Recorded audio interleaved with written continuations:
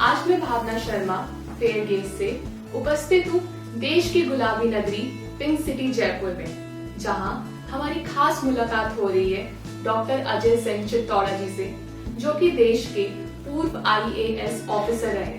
आइए उनका स्वागत करते हैं। नमस्कार सर। सर, मैं आपका स्वागत करती हूँ और हम इस चर्चा को आगे बढ़ाने से पहले हम आपके बारे में थोड़ा सा जानना चाहते हैं, आपकी यात्रा के बारे में। मैं जयपुर का रहने वाला हूँ। जयपुरी में राजस्थान यूनिवर्सिटी में मेरी शिक्षा हुई। सेंट जेवियर्स में पढ़ा, उसके बाद राजस्थान यूनिवर्सिटी में 7 वर्ष पढ़ा। मैंने ऑनर्स करा हिस्ट्री में, MMA हिस्ट्री में करा, फिर MBA किया। और MBA करते समय जब मैं MBA फाइनल में था तभी मेरा प्रशासनिक सेवा में चयन हो गया फर्स्ट अटेम्प्ट के अंदर, और तब मैं IAS में आ गया। और माता जी की कृपा से, भगवान की कृपा से मैंने 37-38 साल की मैंने नौकरी करी। मैं SDO भी रहा, फिर मैं RICO में रहा, फिर मैं RTO जयपुर रहा ऑन 3 ओकेजन्स, फिर मैं एक्साइज में रहा, फिर मैं डायरेक्टर लोकल बॉडीज रहा, एग्जीक्यूटिव डायरेक्टर माइंस रहा। 10-12 डिपार्टमेंट्स में मेरे को हेड ऑफ डिपार्टमेंट गवर्नमेंट ने रखा। Government and god both were very kind to me. और मैं डायरेक्टर लॉटरीज रहा, director agriculture marketing, director employment, director public relations, director ICDS। फिर मैं 2 बार राजस्थान यूनिवर्सिटी का रजिस्ट्रार रहा। सेवा के भाव से हमने नौकरी करी। और इत्तेफाक की बात यह है कि प्रोबेशन से लेकर रिटायरमेंट तक 8.5 साल के लिए फर्दर स्टडीज के लिए बॉस्टन में मेरे वाइफ भी IAS के टॉपर है, 76 बैच के। हम लोग बॉस्टन में पढ़ने गए थे फर्दर स्टडीज PhD के लिए। उसके अलावा पूरे मेरी जो यात्रा है वो जयपुरी की यात्रा रही। मैं जयपुर में ही पढ़ा और जयपुर में ही मुझे सेवा करने का मौका मिला। प्रभु की बहुत बड़ी कृपा है और भगवान की कृपा है और सरकार की भी कृपा है, और यहाँ की पब्लिक से मेरा जुड़ाव हो पाया, इसके लिए मैं बहुत आभारी हूँ। सर, आपकी ये यात्रा सही में हम सबके लिए मिसाल है। तो हम इस खास मुलाकात को आगे बढ़ाते हैं प्रश्नों के दौर से। तो सर, मेरा पहला प्रश्न आपसे ये है कि आज के युग में युवा जनरेशन के पास बहुत सारी अपॉर्चुनिटीज हैं, जैसे कि make in India, entrepreneurship opportunities. तो इसमें इन बच्चों को सिविल सर्विसेज में क्यों आना चाहिए? क्या ऐसी खास बात है सिविल सर्विसेज में? देखिए, सिविल सर्विसेज शुरू से ही एक बहुत बड़ा चैलेंज हुआ करता था, आज भी बहुत बड़ा चैलेंज है। अगर ये जो चुनौती है, ये चुनौती सेवा की है। इसके अंदर अगर आप if you are looking for something in comparison to corporate दुनिया के साथ अगर आप कंपेयर करेंगे तो शायद यहाँ पे थोड़ा सा जो वर्क चार्ट है, जो मतलब जॉब कंटेंट है, वो उससे भिन्न है। पर ये जरूर है कि सिविल सर्विसेज में जो चैलेंजेस आते हैं, एक तो आपको ग्रूमिंग ट्रेनिंग ऐसी मिलती है कि ट्रेनिंग के अंदर ही आपको इस चीज के लिए इक्विप कर दिया जाता है। एक पब्लिक के अंदर बहुत अवधारणा ये नहीं है कि सब सिविल सर्वेंट्स जो होते हैं वो बाबू लोग होते हैं और ये होते हैं, बाबू कल्चर होता है। पर actually it is a masters job, it is an expertise. मतलब इसके लिए आपको ग्रूम किया जाता है।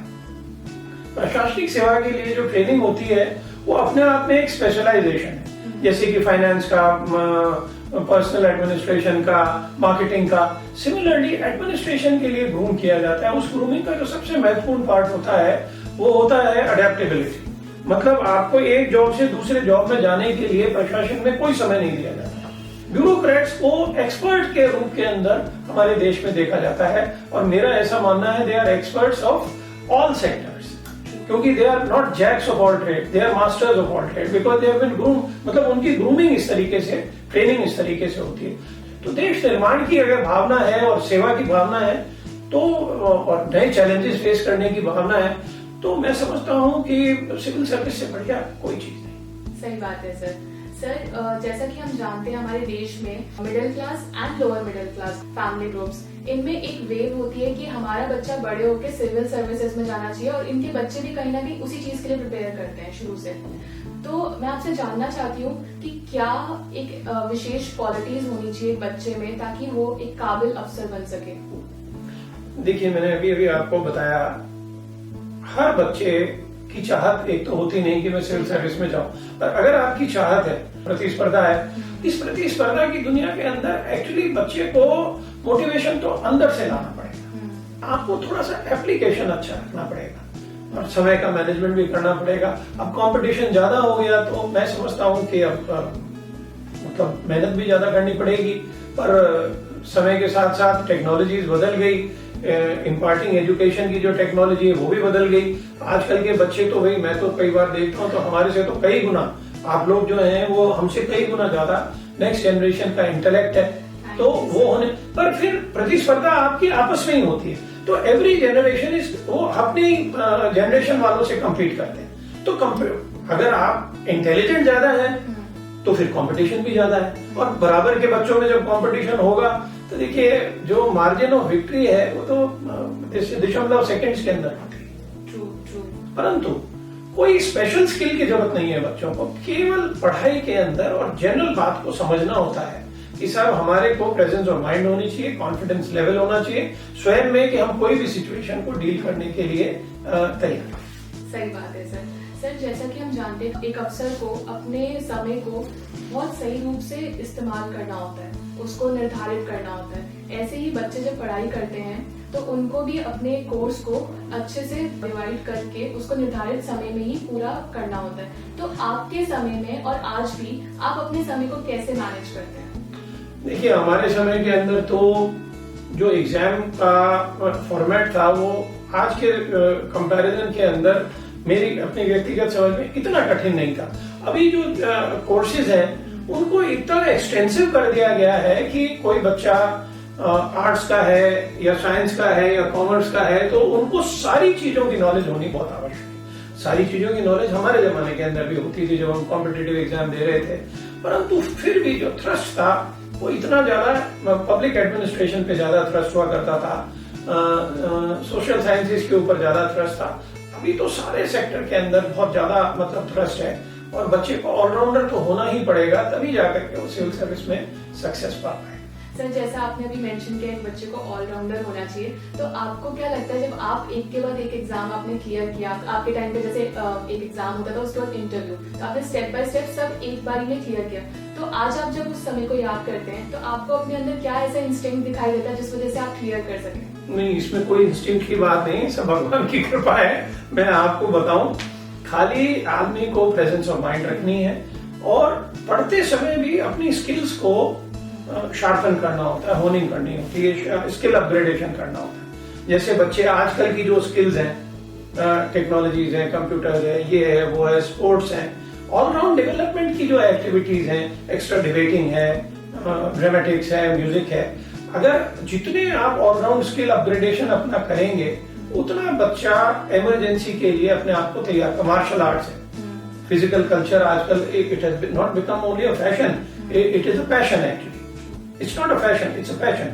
तो हमारे जमाने में भी फिजिकल फिटनेस वगैरह के ऊपर ध्यान देते थे पर इतना नहीं दिया करते थे, और पढ़ाई भी करते थे, पर मैं नहीं समझता आज जितनी पढ़ाई करते थे।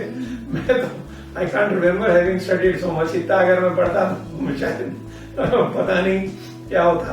पर ये जरूर है कि आपको पैशन के साथ स्किल अपग्रेडेशन करना पड़ेगा। जो आपकी स्किल्स हैं ओवरऑल हर चीज के अंदर, कम्युनिकेशन की स्किल्स हैं, पढ़ने की स्किल्स हैं, अगर आप हिंदी मीडियम के हैं तो अंग्रेजी आनी चाहिए, अगर अंग्रेजी मीडियम के हैं तो हिंदी आनी चाहिए। इसके साथ साथ कोई और लैंग्वेज आप पिकअप करना चाहते हैं, जैसे मैंने बताया आर्ट्स के स्टूडेंट है तो साइंस के सब सब्जेक्ट्स आने चाहिए, कॉमर्स के भी सब्जेक्ट्स आने चाहिए। Allround awareness has to be very good and skill upgradation जो बच्चा करता रहेगा उसको तो सफलता के लिए मैं नहीं समझता कि 2 बार भी सीखना पड़ेगा, पहले प्रयास के अंदर ही बच्चे सफल हो। सही बात है सर। सर जैसा अभी हमने सारी पॉजिटिव साइड्स की बात की है एज एन ऑफिसर, मैं आपसे जानना चाहती हूँ कि आपको क्या लगता है कि आप कोई ऐसी चीज रिक्वायर्ड है जो हमें इरेज करनी चाहिए, या आपने कभी इरेज की हो, या फिर कोई ऐसी चीज थी नहीं इरेज करने के लिए? देखिए जीवन बहुत कठोर है और प्रशासन भी कठोर होता है। ये तो मैं नहीं कह सकता कि मैं कोई ऐसी आपको बात बताऊं कि जो चीज इरेज करना चाहता हूं, क्योंकि what has happened is all for our good. सृष्टि की रचना है, भगवान की कृपा है, जो भी प्रभु की कृपा होती है वो अपने भले के लिए होती है, अपने अपने परिवार के लिए, अपने देश के लिए। पर हाँ, मैं एक बात जरूर कहूंगा कि जो ल्योर होता है सर्विसेज में रहने के दौरान बिगड़ने का, वो ल्योर बच्चों को, आजकल की जो नई जनरेशन है उसको रेजिस्ट करना चाहिए। हमारे जमाने के अंदर भी शायद ये लेवर था, बहुत कम हुआ करता था, बट हमारे टाइम पे तो integrity and hard work, honesty और हार्ड वर्क मतलब ईमानदारी एक प्रिजम्पशन था। अभी भी ये प्रिजम्पशन है, परंतु अभी जो सामाजिक लेवर है वो बहुत अधिक हो गया, क्योंकि एक्सपोजर जो है, मल्टीमीडिया का जो एक्सपोजर है वो इतना ज्यादा है, कॉर्पोरेट वर्ल्ड का प्रेशर है वो बहुत ज्यादा है। हमारे जमाने में कॉर्पोरेट वर्ल्ड का इतना प्रेशर नहीं हुआ करता था। तो मतलब मेन बात जो है वो ये है कि आपको जो सोशल और पॉलिटिकल लेवल है उससे अपने आप को थोड़ा सा ब्यूरोक्रेट को पृथक रखना पड़ेगा। अगर आप अपने आप को पृथक रख पाएंगे तो एज अ ब्यूरोक्रेट आपकी इज्जत भी होगी और आप सफलता से अपने काम को डिलीवर कर पाएंगे। क्योंकि ब्यूरोक्रेसी के अंदर सब कुछ टारगेट ओरिएंटेड होता है। हम एग्जीक्यूटिंग एजेंसी हैं, हमारा काम, we are not only the executing agencies, to quite an extent हम लोग गार्जियन ऑफ मोरालिटी। तो हमें ये भी इंश्योर करना है कि समाज में किसी के साथ कोई अन्याय न हो, कोई ऐसा नहीं हो कि प्रलोभन के अंदर आकर के और जो डिजर्विंग नहीं है उसको तो मिल जाए और जो डिजर्विंग है वो वंचित रह जाए। तो इस चीज से सारी नई जनरेशन को बचना चाहिए। कठिन है पर डिजायरेबल है। एक और चीज है जिसके अंदर कई बार ब्यूरोक्रेट्स को कभी कभी प्रेशर महसूस होता है और वो है पॉलिटिकल प्रेशर। पॉलिटिकल प्रेशर का बेसिक अंडरस्टैंडिंग जो होती है, मैं आपको बताऊं मेरे तजुर्बे के आधार के ऊपर, मेन बात यह है कि देखिए पॉलिटिकल प्रेशर को हेड ऑन मतलब ब्लंटली आप ना नहीं कर सकते। You will have to find a way. Politicians की भी अपेक्षाएं पब्लिक की पॉलिटिशियन से बहुत अधिक होती हैं, तो we have to deliver to an extent. अगर नियमों में है तो हमें त्वरित गति से डिलीवर करना चाहिए, और अगर नियमों में नहीं है तो हमारे में इतनी दक्षता होनी चाहिए कि हम कैसे उस प्रकार की उस डेड एंड सिचुएशन से हम अपने आप को बचा के निकालें। कई बार सफलता मिलती है, ज्यादातर बार कभी कभी नहीं भी मिलती है। उसकी सजा ब्यूरोक्रेसी में खाली ट्रांसफर है। तो जब हम ट्रांसफर को अपने मतलब एक इशू नहीं बनाते हैं कभी भी प्रेशर महसूस नहीं होता। सर, आप सीरियसली हमारे देश के लिए एक प्रेरणा स्रोत है।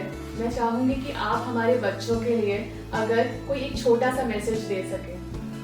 देखिए, मैसेज तो जो सिविल सर्विस की आपने मेन बात करी, सिविल सर्विसेज के अंदर आने के लिए और सिविल सर्विस में आने के उपरांत सबसे बड़ी बात जो है वो ये है कि देखिए हमारे देश को प्रगति की राह पर ले जाने का है। और प्रगति की राह पे ले जाने के लिए सेवा और बलिदान दो ही चीज मांगता है देश, ऑनेस्टी एंड हार्ड वर्क। अगर ऑनेस्ट है और हार्ड वर्क करेंगे तो इससे बड़ी तो कोई सेवा है नहीं। और एक बात मैं और आपको बताऊं कि कई बार लोग बाग समझते हैं कि साहब अफसर बन गए तो अफसर तो बड़े रईस बन जाते हैं, ये हो जाते हैं। ऐसा नहीं। When we are serving and we are in service, जब हम लोग सर्विस में होते हैं, सेवा में होते हैं, तो we are on duty all 24 hours। अगर आप में ये भावना रहेगी तो मैं नहीं समझता कि प्रशासन की दुनिया के अंदर लोग बाग आपकी तरफ एक इज्जत की निगाह से नहीं देंगे, क्योंकि सेवा करेंगे और 24 घंटे आपको सजग रहना पड़ेगा। चोर को तो यह अधिकार है कि वो मन में आए जब सोए, और केवल एक टाइम जब आंधी और पानी और अंधेरा है उस समय उठेगा और जाके चोरी करेगा, वारदात करेगा, आ जाएगा। पर आप तो सजग प्रहरी हैं इस प्रजातंत्र के। तो सिविल सर्विस एग्जीक्यूटिव जो है, एग्जीक्यूटिव का मतलब खाली आईएएस नहीं, आईपीएस भी, जितने भी सिविल सर्वेंट्स हैं सारे, इनकम टैक्स, ये वो सारी, रेलवेज, जितनी भी सिविल सर्विसेज हैं, तो सब जने सजग रहते हैं। जब आप सजग रहेंगे तभी हम प्रहरी के रूप के अंदर अपनी सोसाइटी को, अपने देश को हम आगे ले जा पाएंगे। और बलिदान तो देना ही पड़ेगा, और समय से बड़ा कोई बलिदान नहीं होता, समय से बड़ी कोई सेवा नहीं होती। बहुत सही कहा आपने सर, बहुत खूब। थैंक यू सो मच, आपका बहुत बहुत धन्यवाद। Thank you, God bless you. Thank you sir, आपने अपना बहुमूल्य समय निकाल कर। नहीं, मैं रिटायर्ड आदमी हूँ, मेरा इस समय बहुमूल्य नहीं है। फिर भी आपने न केवल हमारे बच्चों का पर हम सभी का, सभी देशवासियों का आपने मार्गदर्शन किया। धन्यवाद सर, गॉड ब्लेस यू। और मैं सभी बच्चों को ये कहना चाहती हूँ कि अगर आप भी देश के लिए सर की तरह एक मिसाल बनना चाहते हैं तो आप सब बने रहिए फेयर गेम्स के साथ, और लाइक, शेयर, सब्सक्राइब करना मत भूलिएगा।